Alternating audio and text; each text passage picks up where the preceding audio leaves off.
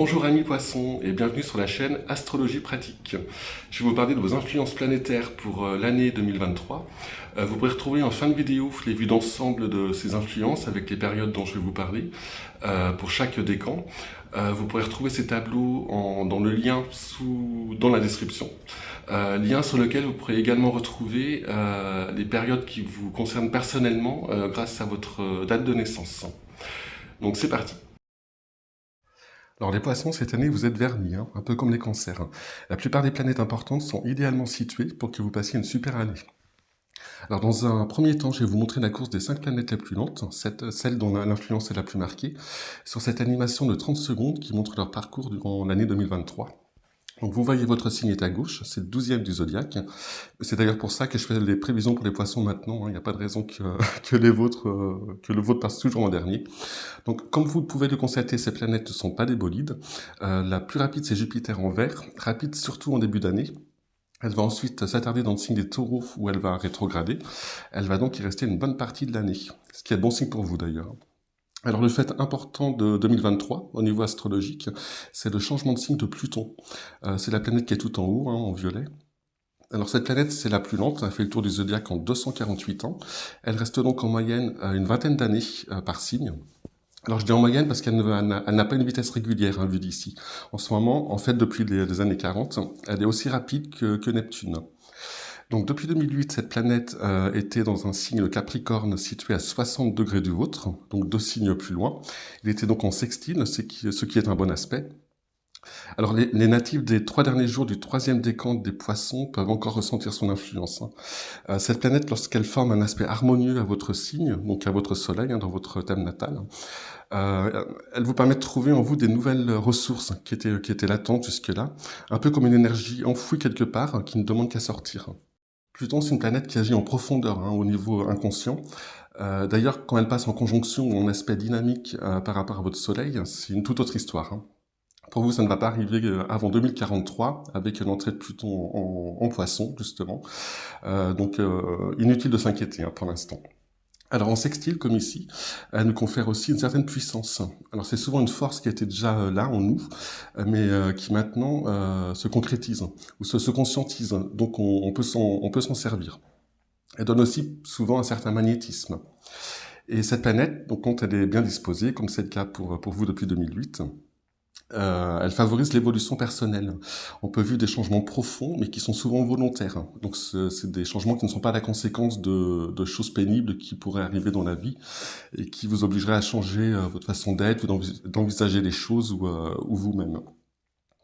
Alors comme Pluton est très lent, il se colore vraiment du signe dans lequel il se trouve. Il impacte donc tout votre signe de manière positive depuis 2008. Mais son influence concrète est ressentie durant 2-3 ans, donc quand il arrive en aspect exact à votre soleil natal, avec plus ou moins 2 degrés de marge. Et là donc, je le disais, ce sont les natifs du 3e décan et surtout des 3 derniers jours du dernier décan qui sont encore vraiment sous son influence directe. Mais bon, ça va être la fin, parce que Pluton quitte le Capricorne momentanément le 26 mars, où il va rentrer en Verseau. Il va y rester jusqu'au 11 juin, où il revient en Capricorne. Donc durant le 2e semestre, vous serez encore sous sa protection. Et ensuite, donc, il vous laissera tranquille jusqu'en 2043. Alors cela ne veut pas dire qu'il n'aura plus d'influence sur vous. Il y a 9 autres planètes dans votre thème astral. Mais en tout cas, votre Soleil n'aura plus de contact avec Pluton pendant 19 ans. Passons maintenant à Neptune, donc la 2e planète la plus lente. Donc vous le savez peut-être, Neptune c'est la planète qui gouverne votre signe. En fait, les poissons, c'est l'un des 3 signes gouvernés par 2 planètes. Jupiter est également un des maîtres des poissons. C'était d'ailleurs le seul avant la découverte de Neptune en 1846. Donc Neptune est dans votre signe depuis 2012 et elle va le quitter en 2025. C'est une planète qui fait le tour du zodiaque en 164 ans.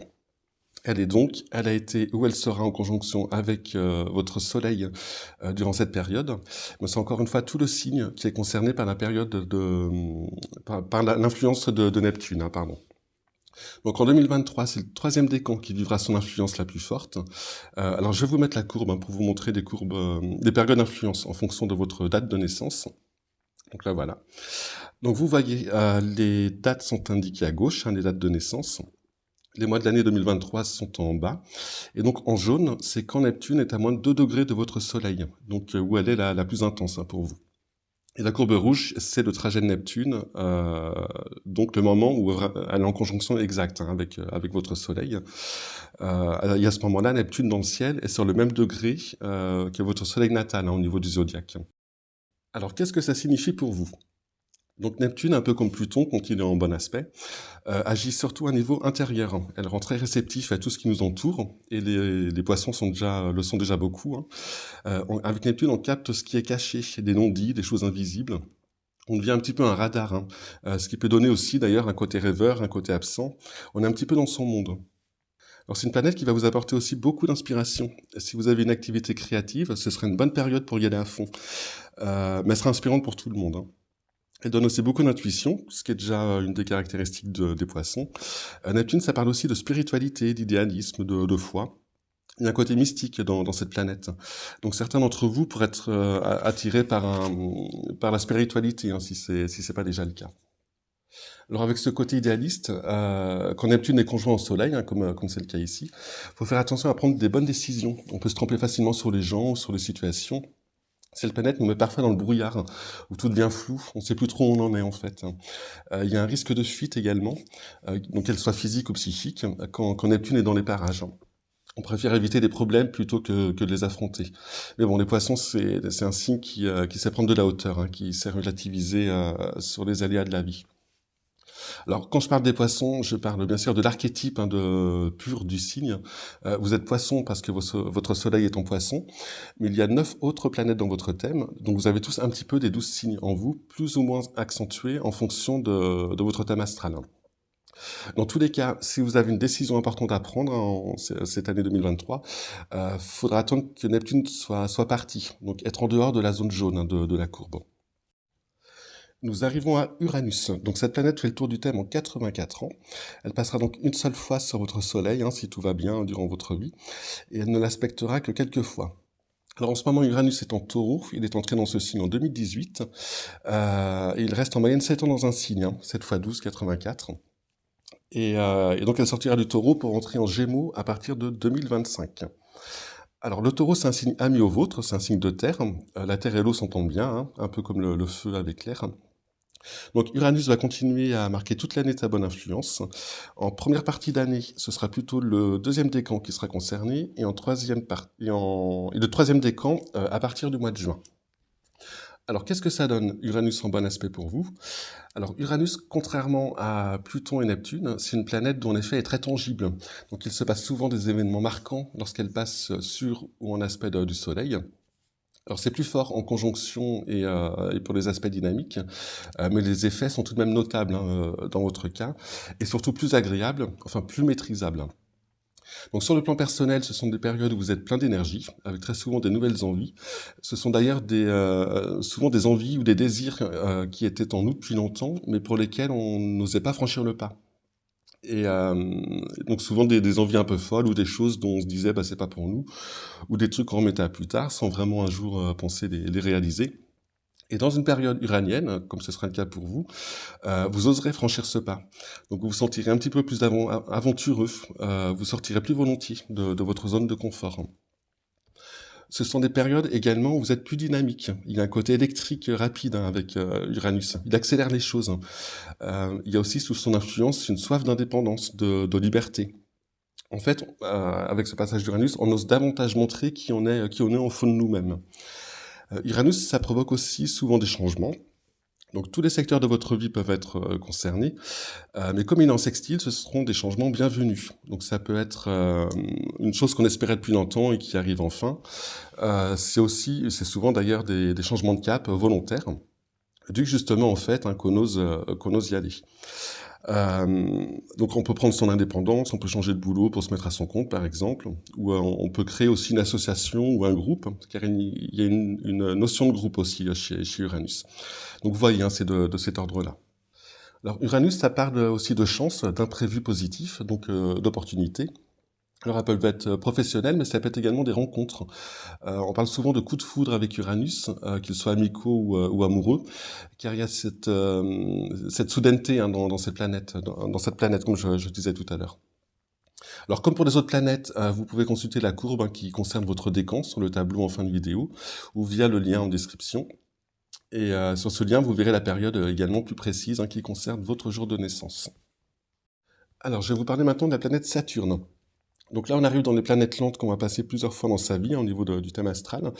Saturne fait le tour du zodiaque en un petit peu plus de 29 ans. Donc en début d'année, il va finir de traverser le signe des Verseaux, puis s'installer dans le vôtre pour le reste de l'année, donc dans les Poissons. Donc là encore, à partir du 8 mars, l'ensemble des Poissons va sentir cette atmosphère saturnienne, mais c'est surtout le premier décan qui aura l'influence directe. Donc en fait, vous allez avoir deux planètes dans votre signe durant les 3 derniers quarts de l'année, Neptune et Saturne. Alors c'est deux planètes qui n'ont rien à voir. Autant Neptune parle de dilatation, d'idéalisation, d'ouverture, d'évasion, autant Saturne parle de rétractation, de repli, d'objectivité, de réflexion, de maturation. Alors en conjonction, la façon dont Saturne est ressenti et vécu peut être assez variable. En fait, ça dépend de sa position dans votre thème astral, de sa relation avec les autres planètes, et donc de votre tempérament. Donc, si vous êtes plutôt quelqu'un de posé, plus ou moins dans une recherche intérieure, pas constamment dans l'action, si vous ne ressentez pas le besoin d'être toujours entouré, que ça bouge autour de vous, ce sera plutôt bien vécu. Vous serez alors dans une phase de réflexion, sans doute très inspirée, car Neptune ne sera pas loin. Ce sera plus une période de consolidation, d'attente, de maturation. Alors pour le premier décan, surtout, Saturne peut aussi, par contre, provoquer des retards dans n'importe quel secteur de votre vie, et notamment entre la mi-juin et début novembre, lorsqu'il sera rétrograde. Alors, je ne l'avais pas expliqué encore. Une planète qui est rétrograde, c'est une planète qui, vue d'ici, paraît reculer. Alors, en fait, elle ne recule pas, les planètes avancent constamment. Mais en fait, c'est comme quand vous êtes dans un train qui roule très vite et que vous doublez un train qui est un petit peu plus lent, vous avez l'impression que le train d'à côté recule. Donc là, c'est un petit peu la même chose, c'est un effet d'optique. Donc, je parlais de retard avec Saturne. En fait, ce sont des retards, en général, utiles à long terme, même si on a pas l'impression que c'est le cas au départ, qui permettent une maturation des choses. Alors, avec Saturne, tout ce qui va être construit durant cette période, donc entre le 8 mars et la fin de l'année, aura des bases solides. Saturne, ça installe vraiment les choses dans la durée. Même si avec cette planète, rien ne nous tombe tout cuit dans les mains. Il y a un effort à fournir au départ, mais les choses mises en place seront acquises. Alors ça peut être des projets ou n'importe quoi de concret, mais aussi dans le domaine relationnel. Les attaches faites là, durant cette période seront vraiment durables. Alors avec ces présences de Neptune et Saturne dans votre signe, on devine là que c'est une année qui peut être très évolutive pour vous. Alors vous n'allez pas forcément devenir un moine bouddhiste, mais cette année, et celle d'après d'ailleurs, devrait vraiment marquer une étape importante pour vous. Alors, on passe maintenant à Jupiter. Donc, c'est un petit peu l'antithèse de Saturne. C'est une planète qu'on aime bien en général. Elle parle d'expansion, d'optimisme, de développement, de joie de vivre, d'harmonie. Donc, elle fait le tour du zodiaque en 12 ans. Donc, tous les 12 ans, en fait, elle passe au même point de votre thème natal. Donc, elle va traverser le signe des Béliers en début d'année, donc jusqu'au 18 mai. Et donc là, elle sera neutre pour vous, puis elle va rester en taureau pour le reste de l'année, et là, ce sera tout bon. Taureau, c'est un signe qui est en sextile par rapport au vôtre, c'est-à-dire à 60 degrés d'écart, 2 signes d'écart en fait, chaque signe fait 30 degrés. Et donc, elle va vous faire profiter de ses bénéfices. Elle va aussi d'ailleurs positiver la présence de Saturne dans votre signe. Saturne, c'est pas la planète la plus fun, qui du coup, Saturne, à partir de la mi-mai, sera peut-être plus dans la construction lente, mais sûre, que dans l'immobilisme. Jupiter va rétrograder en taureau, donc son effet sera d'autant plus marqué, elle va s'attarder là dans le taureau. Donc elle va vous donner une certaine pêche, vous permettre de voir les choses positivement. Elle procure aussi un rayonnement naturel, alors peut-être un peu modéré par Saturne, mais du coup ça donnera comme une sorte de force tranquille. Alors je parle pas de Mitterrand, pour ceux qui sont en âge de comprendre la référence, mais d'une confiance en soi sereine. Alors sur le plan professionnel, avec Saturne en conjonction et Jupiter en bon aspect, il peut y avoir une prise de responsabilité, un avancement. En plus, avec Uranus, dont je parlais plus tôt, qui sera là pour donner des opportunités, ça peut être pas mal tout ça. Alors, rien de spectaculaire non plus, car Saturne sera tout de même proche de votre Soleil pour tempérer tout ça, mais il y a une notion d'avancée, de croissance solide. Alors, sinon, Jupiter et Saturne sont appelées des planètes sociales, hein. Elles permettent la cohésion d'une société et l'intégration des individus, hein, sur le plan personnel. Donc, avec ces positions, et en plus Neptune qui sera dans les parages, ça m'évoque le fait que les valeurs du poisson et des gens qui sont très marqués par ce signe devraient tenir une place assez importante dans la vie collective en 2023. Alors, on passe maintenant aux planètes rapides. Donc, le plus simple, c'est que je vous mette les tableaux des vues d'ensemble, hein. Il y en a un par décan. Alors, je vais vous mettre les trois. Vous pourrez faire une pause, hein, sur celui qui vous intéresse, si ça va trop vite. Comme ça, vous pourrez d'ailleurs en profiter pour vous abonner à la chaîne, si vous voulez. Alors, l'influence de ces planètes est plus courte, hein, ça dure quelques jours.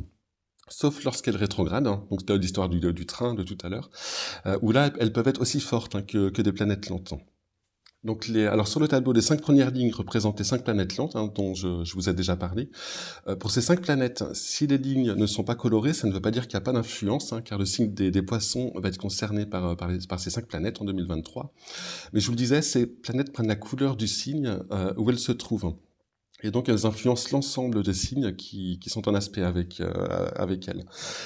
Mais les zones bleues, jaunes et rouges, donc sur les 5 premières lignes, sont vraiment les périodes où c'est plus fortement ressenti et où les événements liés à l'aspect planétaire sont susceptibles d'arriver. Par contre, pour les 4 lignes du bas, donc celles des planètes rapides, donc Mars, Soleil, Vénus et Mercure, ce sont vraiment les zones colorées qui sont impactantes, hein. Alors, on va commencer par Mars. Donc, cette planète va finir une rétrogradation qu'elle a commencé en 2022, donc elle va la finir au mois de janvier 2023. Et elle va repartir en direct, donc dans le bon sens, à partir du 13 janvier. Jusqu'à la mi-mars, elle va rester lente, donc son influence sera plus forte. Donc là, c'est la zone rouge, hein, que vous voyez donc en janvier, et ça va aller de janvier à mars, hein, en fonction du décan. Donc Mars, c'est une planète dynamisante, elle apporte un surcroît de combativité, avec elle on se sent plus combatif, plus entreprenant, plus convaincant. Surtout à partir du 13, hein, où elle repart en direct, hein, du 13 janvier. Donc alors c'est en rouge sur le tableau parce que là, à ce moment-là, Mars sera en carré à votre signe. Il sera en Gémeaux. Euh, donc il y aura en plus de ce que je viens de dire une certaine nervosité, une irritabilité possible. Des problèmes d'insomnie aussi peuvent apparaître.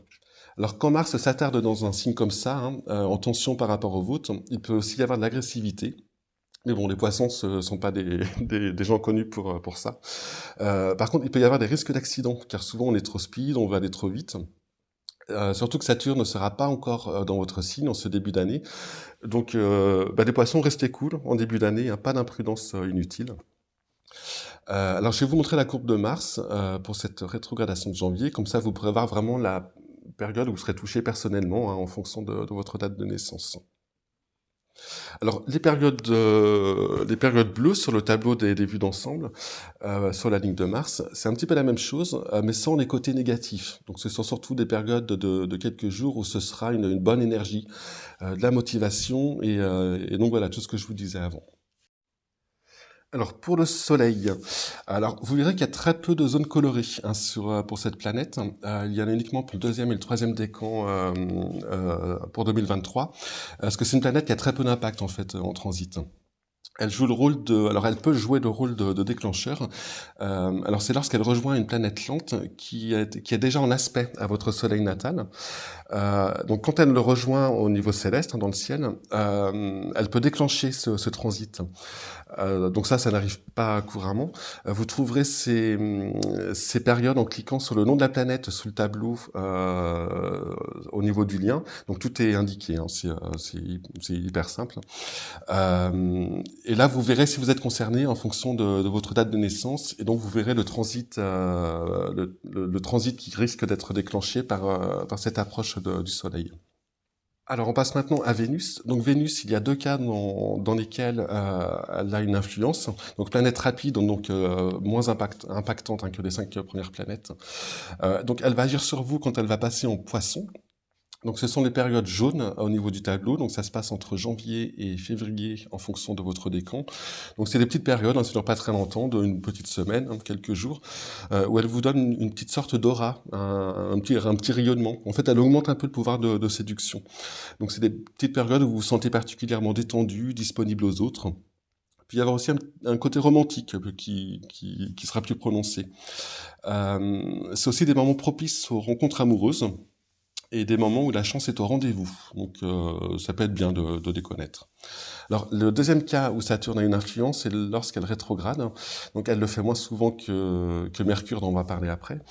Elle va le faire une fois cette année, ce sera cet été, mais ça sera dans le signe du Lion, signe qui est assez neutre par rapport au vôtre. Donc à ce moment-là, elle n'aura pas vraiment d'influence sur vous.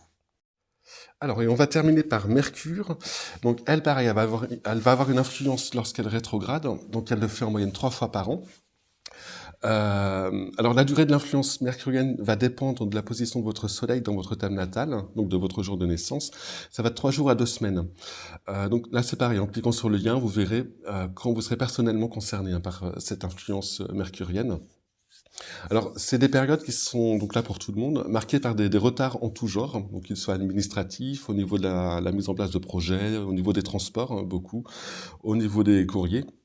Mais il y a aussi des difficultés au niveau de la communication, souvent à cause d'un manque de compréhension ou d'un manque d'ouverture à l'autre. En fait, durant ces périodes, donc, qu'elles soient bleues ou rouges au niveau de votre tableau, il y a une toute petite nuance entre les deux que vous pourrez voir sur le lien où c'est expliqué. Donc c'est aussi des périodes où vous pouvez ressentir un besoin d'introspection, un besoin de faire le point, de vous recentrer, de vous retrouver un peu avec vous-même. Alors c'est aussi, ça faut le savoir, c'est un moment où il faut éviter de signer des contrats ou des papiers importants ou de lancer des projets, car il y a souvent un risque de retard là aussi, un risque de difficultés imprévues. Alors c'est pas des choses graves, mais c'est souvent très chiant. Et je l'ai connu d'ailleurs en 2021 à propos du contrôle technique de ma voiture. J'avais pas tenu compte de la rétrogradation. Et puis là, en plus, on est typiquement dans un domaine mercurien lié au transport. Donc c'était une rétrogradation qui touchait un point important de mon thème. Et j'en ai fait les frais. J'ai eu que des emmerdes. Et je raconte si vous voulez voir sur mon site, sur un article. Comme on dit, les cordonniers sont les plus mal chaussés. En tout cas, maintenant, je me fais plus avoir. Je vérifie systématiquement Mercure dans les éphémérides avant de faire ce genre de démarche. Donc, je vous invite à vérifier les dates qui vous concernent pour justement éviter ce genre de désagrément. Je vous remercie de m'avoir écouté. Je vous souhaite une très bonne année 2023 et je vous dis à bientôt pour des nouvelles vidéos et notamment les prévisions mensuelles où on pourra affiner un petit peu tout ça.